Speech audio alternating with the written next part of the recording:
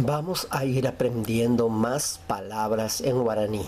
Espero que te ayude con tu pronunciación y enriquecer tu vocabulario. Clase 43, guaraní. 1. Camilla. Tupaí. Tupaí. Camilla. Es donde que nos vamos para el hospital y nos alzan en una camilla. Entonces es tupaí. Número 2. Caminar. Guatá. También pecuí. Dos formas. 3. Caminero. Guataja. Caminero. Guataja. Número 4. Camino. Tapé. Tapé. 5. Camión. Baerumui.